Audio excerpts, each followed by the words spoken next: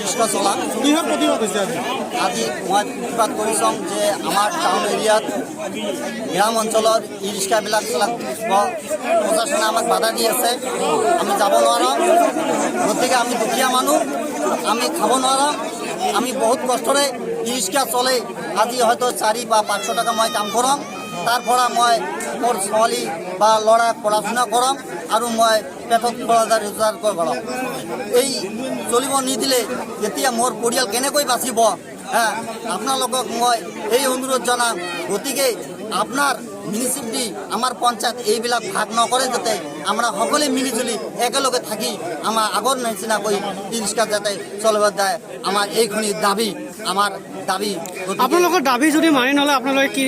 আমি তেনেহ'লে আমি বাধ্য হ'ম যে অনাধিকাৰ কাৰণত ই ৰিক্সাসকলক আমি বন্ধ কৰিবলৈ পঞ্চায়ত যিবিলাক আছে ৰিক্সা বন্ধ কৰি আমি আন্দোলন কৰি গঢ়ি তুলিম। আপোনালোকক ক'ত যাব দিয়া নাই? ক'ত আমি আমাক টাউনৰ এৰিয়াত যাব দিয়া নাই।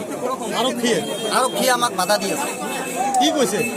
এইবিলাক মই নাযাব, যিবিলাক পঞ্চায়তৰ গাড়ী পঞ্চায়তত চলিব আৰু টাউনত দিলে আমাৰ কি আছে ষ্টিকাৰ লাগি দিছে, আৰু এই ষ্টিকাৰ নম্বৰবিলাক টাউনত চলিব, আমাৰ এই পঞ্চায়তৰ